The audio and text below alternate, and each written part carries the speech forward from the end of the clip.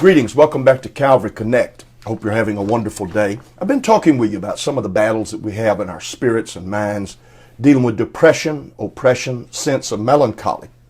At the same time, I've been trying to talk about some solutions that can benefit us along the way.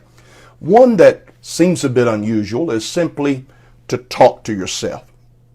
We all listen to ourselves. However, it's interesting that in that case, much of what we do is we simply listen to the negative expressions coming from our mind. It would be, you're too fat, you're losing all your hair. How could you have done something so stupid? Now, there's no capturing all of those negative thoughts.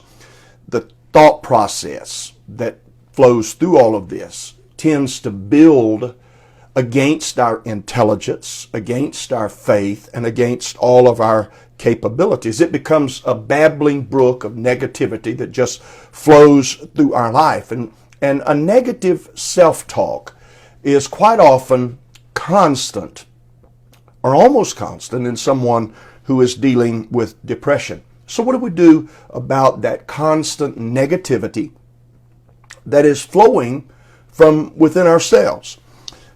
Decades ago, I was an itinerant evangelist, and during the summer, revival opportunities were slim, and I would work at youth camps in the state of Louisiana. It allowed me to become acquainted with the late Tom Barnes, and many of us who were there would take the opportunity to sit down with a man who had incredible gifts of anointing, prophetic gift, many things in his life. We'd sit down with Brother Barnes, and as I sat with him one day, I began to talk with him about my own struggle with melancholy. We did not dare use the word depression at that particular time in my life. I came to discover late that Brother Barnes had fought much of the same battle in his life. And to be very honest, that gave me considerable hope to know that a fellow who had accomplished so much and had such a gift from God had fought that same battle. Brother Barnes responded to me, and he said, well, Brother Coon, here's what I do. When I get up in the morning and I'm battling that, I look in the mirror and I say, Tom Barnes, you're not going to act that way today. You're not going to think that way today. You're going to get up and go do what needs to be done. Well, and I thought it was kind of humorous, and I guess he saw the smile on my face. But he said, I'm not being funny. I'm not just telling you something to be telling it to you. I give myself a good talking to.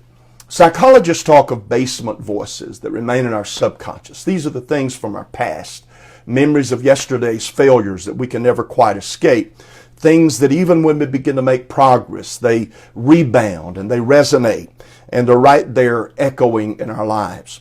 If we're going to overcome the basement voices, we have to also be talking to ourselves about the positive things that could be transpiring and are transpiring. Zig Ziglar's classic book, See You at the Top, speaks of stinking thinking. Thinking that facilitates depression tends to be a one-sided conversation. We talk about our failures. We don't talk about our successes. We talk about our lackings and never talk about the positive attributes. We talk about inabilities. And it all becomes a monologue rather than a dialogue where that we argue back against these things that are coming into our mind. You've got to talk to yourself. This is part of reaching a point where you're thinking about what you're thinking about. With the advice of Brother Barnes, I began to talk to myself. I have not done it as well as I probably needed to. The Bible talks about the tongue having the power of life and death.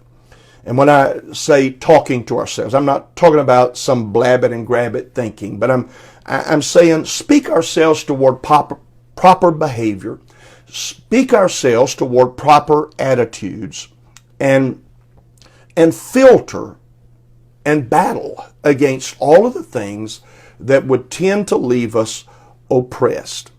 Think yourself happy. Speak yourself positive. See what God has done. And if He has, He will. Talk to yourself. It'll make a difference. Hope to see you Sunday.